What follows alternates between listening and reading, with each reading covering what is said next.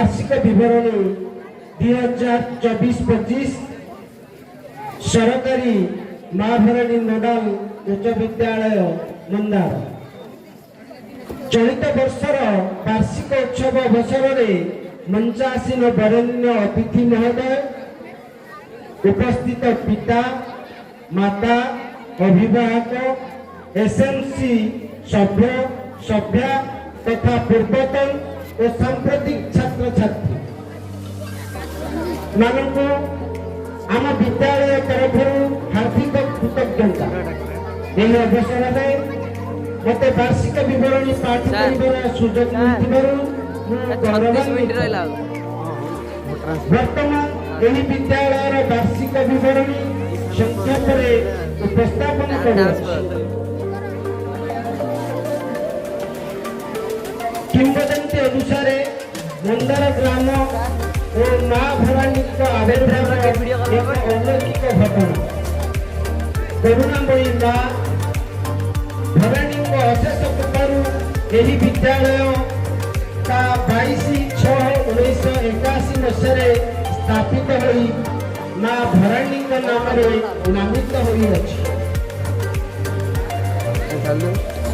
ओडिशार जुगान्तकारी निष्पत्ति क्रमे यही विद्यालय समेत ओडिशार 2929 विद्यालय को तारीख 7/6/1994 मसीह सरकारीकरण करा जाइथिला।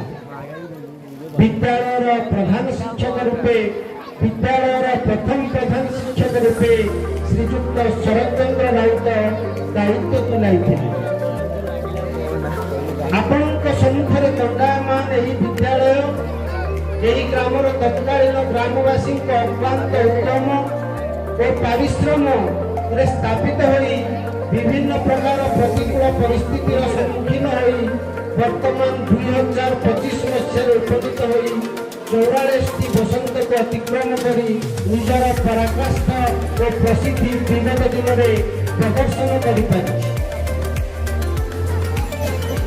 विद्यालय गौरव पाई अवदान थिबा समस्त महान श्री अरविंद गैसिया स्वास्थ्य स्वच्छता कौशली श्री दीपक साहू विज्ञानगार जिज्ञासा इको क्लब शक्ति क्लब श्री सदाशिव नायक कार्यालय हिसाब रक्षक श्री देवाशीष जेना क्रीड़ा व्यायाम क्रीड़ांगना scout and guide Shri Om प्रिय प्राणीग्राही इलेक्ट्रोनिक्स धंदामूलक शिक्षा श्री निहार रंजन पंडा पाइपलाइन धंदामूलक शिक्षा श्री रवींद्रनाथ नायक विज्ञानगार आसबाबपत्र श्री रंजित कुमार साहू मध्याह्न भोजन बर्णाली पुस्तक बंधन श्री दयानीत नायक notebook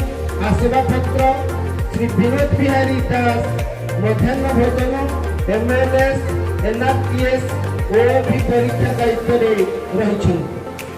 Shrimati Sonali Jani IFA tablet FLN self defence Shrimati Kavita Patra FLN सखी खुशी श्री रंगाधर दड़ाई क्रीड़ा जोग प्राणायाम दायित्व निज निजर कार्य संपादन करुछन। आम प्रगति छात्र छात्री उन्नति आम विद्यालय विभिन्न परीक्षा मेला सुरभि खेल जोग क्षेत्र में पारदर्शिता अर्जन करथिबा छात्र छात्री मध्य मुख्यमंत्री शिक्षा पुरस्कार ब्लॉक लेवल एकेडमिक अवार्ड रे 7 जन छात्र छात्री यही शिक्षा वर्ष में 5,000 टंका लेखाए प्राप्त होइछन। खुशी विषय है मुख्यमंत्री शिक्षा पुरस्कार जिला स्तरीय एकेडमिक अवार्ड जड़े प्राप्त होइछन। तत्सहित जड़े छात्री ओडिया साहित्य रे 90% रु अधिक मार्क रखी भाषा बुद्धि पुरस्कार 5,000 टंका प्राप्त होइछन। जिला स्तरीय सुरभि कार्यक्रम रे ଦୁଇ ଜଣ ଛାତ୍ରୀ ଅଂଶଗ୍ରହଣ କରି କୃତିତ୍ୱ ଲାଭ କରି ବିଦ୍ୟାଳୟର ଗୌରବ ବଢ଼ାଇଛନ୍ତି। ସେହିପରି ଜିଲ୍ଲା ସ୍ତରୀୟ ବିଜ୍ଞାନ ମେଳାରେ ଜଣେ ଛାତ୍ର ଅଂଶଗ୍ରହଣ କରିଛନ୍ତି। ଚଳିତ ବର୍ଷ ଆଦର୍ଶ ବିଦ୍ୟାଳୟ ପ୍ରବେଶିକା ପରୀକ୍ଷାରେ ଆମ ବିଦ୍ୟାଳୟର 4 ଜଣ ଛାତ୍ରଛାତ୍ରୀ କୃତକାର୍ଯ୍ୟ ହୋଇଛନ୍ତି। ଜିଲ୍ଲା ସ୍ତରୀୟ କ୍ରୀଡ଼ା ମହୋତ୍ସବରେ 5 ଜଣ ଛାତ୍ରଛାତ୍ରୀ ଅଂଶଗ୍ରହଣ କରି ବିଦ୍ୟାଳୟର ସୁଖ୍ୟାତି ବଢ଼ାଇଛନ୍ତି।